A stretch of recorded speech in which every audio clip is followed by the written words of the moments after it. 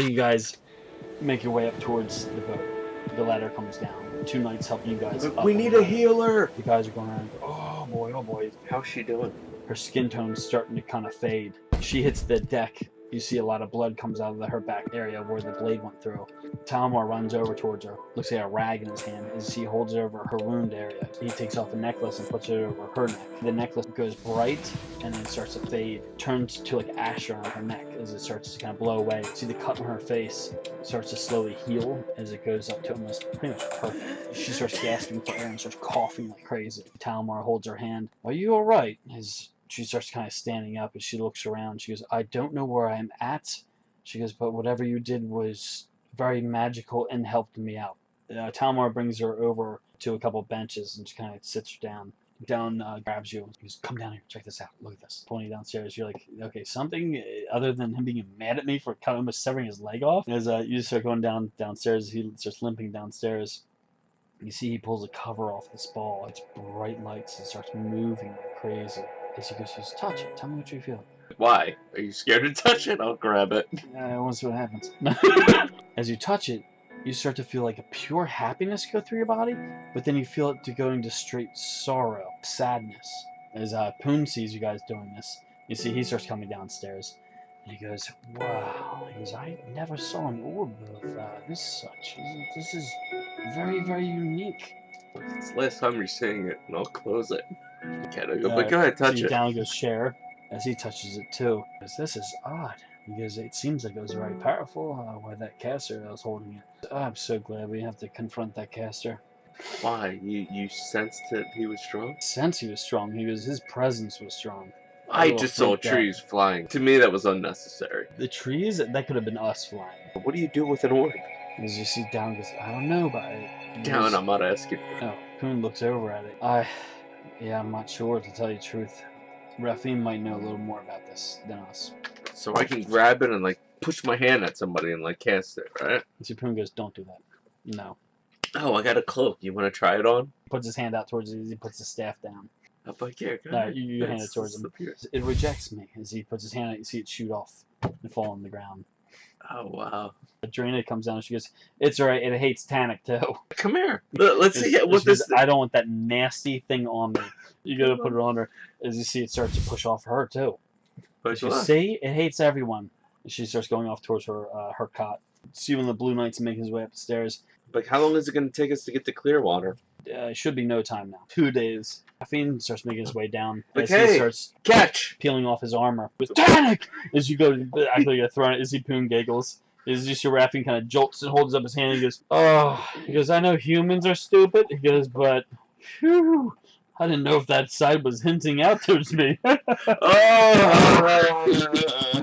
Poon starts laughing, he goes, he kind of got you with that. But yeah. What does this thing do? Nobucaster collects very, very powerful items, let's say. He doesn't like to use banks, keepsafes in towns, major towns and cities. Because he has a lot of thieves that are still kind of after him. Down goes, like us. He goes, yeah, pretty much. So we got lucky with this, I guess we could say. Because he actually does have these small temples, and the severity of the temple, bad it is to get through there, is how much you must love this item. But it wasn't that hard to get through there. Drina puts her head up from the cot. Well, she goes, Tanauk, you got a very nice shot on that one and dropped him to his knees. Yeah, there was a lot that we had to take down, so maybe you're right. I mean, I couldn't take down that spellcaster if it wasn't for Rafim. Rafim was, yeah, and Poon was out there blowing up everything. And all you guys were out there knocking out little things through the woods, and, you know. Fiend starts to give a real heavy stare into the orb, putting his hand on it. Poon, as he starts putting his hand on it also. I'll touch it too. You put your hands on it. As you can hear Rafim and Poon's conversation, as you hear Rafim goes, the star orb. There's a select few called Lightbringers that seek these throughout the world. This may empower them. Poon goes, I've heard of a Lightbringer. I've never seen one, obviously. It's so rare. As all three of you guys are holding on to it, you can hear kind of like a weeping lady. And a girl's starting to cry more and more. It starts getting louder like in your heads. See, Poon kind of pulls off. As you pull off, you feel shivers going up your spine from hearing that lady crying. And it starts echoing like in your mind. Raphine still has his hands on it as he starts kind of grinning, like a odd kind of like evil grin away. Pulls his hand off like gently. Lightbringers. They're so rare. You might be able to sell this for a lot of coin. Down goes, really? Oh. I do want to tell you guys, just sell this quickly. Once it's off your hands, it's not a beacon anymore. I'm just concerned that this Nabal guy, he's gonna come after you. He knows you, he doesn't know any of us. That's not too important. He'll have a hard time finding me. Some of my allies have a hard time finding me. Because I'm sure I'll run into him again. We've fooled a couple times. Yeah, I've got away with my life. He starts laughing. So I stole his orb and his girl. See, Draina goes, and you killed one of his members. See, Raphine goes, yes, but you did save the other one after I killed her. What? Oh, almost killed her, I guess. Oh, I thought you went back upstairs. Finish the job. But No. Blue Knight Captain is to her show. You see, Raphine goes, I'm going off to grab the wine, and I'll be right back. Yep. He makes his way off as you, Poon, and Dallin start chit-chatting back and forth. Dallin covers up the orb and puts it in his backpack. Raphine comes back and invites you guys all to the top deck as you guys go up towards the top deck. He breaks out a couple barrels and make kind of like tables in a way. As you guys bring out a couple chairs and sit around the barrels. Dallin. Mm-hmm. Wait a minute. That girl, the captain, you don't think she might be a Lightbringer, do you? Let's not test it. You're so wrong. Raphine over towards you. No, she's not a Lightbringer. She's a peasant, probably, from Clearwater. Really? Nebelcast, he charms people to do his bidding. Oh my gosh. That would be his evil side. He's actually quite a nice guy. He's done a lot for countryside past Clearwater. He's done a lot of quests and helped out for good. But he's greedy. Because then his greed usually, takes the best part of him, unfortunately. There you go, Dallin. Why don't you join his crew? Does he have more of these? No, we will stick with this crew because we're quite wealthy. Yes. You grab the wine, you start drinking. Fiend goes, in my quarters, there's another bottle towards the back of the side of my bed. He goes, just go grab the other one as you guys are getting lower on it. So you get up and start kind of staggering down the steps. Boom, ba-boom, boom, boom. You look over towards Tus, the one that sleeps all day, as he's got this little game with chips that you play. Across from him, you see the prisoner, the thief. You see he's sitting down playing with him too. He's got no restraints on whatsoever. Two starts laughing. I let you win that time. I did. And you see the thief goes, you did? You did. He did let me win that time. Why are you not restrained? But, Tanauk, would you prefer me to be restrained? Yeah. It's okay. He goes, I already talked to Talmar. I'm a good guy. Tus goes, he is a good guy. It's very nice, actually. But he goes, anyway. He's just going back down and playing the chip game with Tus. You hear Raphine going, did you grab that bottle yet, Tanauk? But the thief is loose. I know! Get the bottle! I not know these things. I'll go and grab his bottle. Okay, as you go into his room, you go to crack open the door, you start looking around, see about two black leather backpacks. You see the end of the bottle sticking out. Is his helmet down there? Look around next to the pillow. I'll just grab it, I'll put it on. Alright, as you grab it, you gotta put it on. It starts to squiggle a little bit, but it actually slides on very, very tight and nestles very nicely. These real small metal clings kind of going around and holding down the bottom of your jaw. The eye slits, a real small glass film kind of just shoots up. Green light evolve around your eye slits. You look around the room, your eyesight seems a lot clearer. You look over at your hands to bring your sight directly up to your fingerprints. Oh, whoa. So help me on my dagger throw. Oh, could you imagine? Will you bring the sight back out? When you actually learn your spells through your spell book, you feel like a memory evolve, and then you cast the spells out, and that memory releases from your brain through casting. And this helmet is holding, feel about 15 spells loaded, ready to go, ready to cast off at any given time. I'll start going through the spell. As you feel your right hand vibrating as you're thinking about one. Whoa. As you start to close your eyes, your memory starts to jolt the spells around. It's all in drow. I can't understand it, but I know the dialect. Yeah. You hear it just come around. You can actually see the spells kind of spinning through your mind. In a way, this guy can zip off 15 spells like almost like gunfire, and then he has his natural mana. That's how he just zips spells out real quick. Take it off. I'll start going back upstairs. You start walking back upstairs. You hold the bottle. You go over towards the barrels. You sit down and you pop down the bottle of wine. Stay up that night and hang out. Others just go back off towards your hammocks and go for an early night. The next day comes, you get up and do kind of your daily routine, stretching, working out in the boat, and going through your swords and sharpening your blades. Everyone else kind of goes about their own routine and kind of just linger around the ship. And towards the end of that night, a small rainstorm comes through as everyone kind of makes it an early night. The next day comes, you pretty much just go around your normal routine. The end of that night, Dallin and Poon sitting up talking over candle fire over a small table. But you walk past them, you turn in early, you fall asleep, and you actually sleep quite soundly with the motion of the cushion swinging your hammock back and forth. You wake up the next day, hear seabirds chattering. Start getting up. Draina is still laying in her cot with her hand dangling down. Dallin is putting on his boots, pushing back his hair. He kind of gives you a small nod. He starts walking past you. The other cots are empty. I'll start going upstairs. Bright sun. You can just feel the warm air, smell the salt air. Talmar looks over towards you as he throws an apple over. This is all you have is an apple for morning? No, that's all you have to eat. Kind of smiles down and goes, he didn't even throw me an apple. And Talmar goes, there wasn't much to really go around. You probably ate everything in your captain's log. No, actually, Rafine does that. Oh. What's going on? Are we gonna be here soon? Straight ahead, straight north, 2 other ships in front of us. Past them, 2 galleons in front of you, kind of going slowly. It looks like you guys are trailing them. Far ahead, a nice sized island kind of coming up. Oh, wow. There's 2 other ships here this morning. There's a lot of people that come over to this island. Finn goes, well, I don't really see why there's such a draw to the place. He goes, it's a guy that creates the elixir and makes everyone happy and feel better. It's another town. Talmar goes, yes, but there's a lot of special things about Clearwater. Some of them a lot of people don't know. Down goes, that sounds real special. Who do we go to see if we can sell this orb? Maybe we should just keep it. Down goes, why would we keep it? What do you plan on using it for, Tanauk? A nightlight. Light up a room. Raise it behind you. She goes, oh, how sweet. Tanauk's going to use it for nightlight. That crazy man flying through the woods. Oh, yeah. Okay. I'm just going to do my routine, everybody. Ben!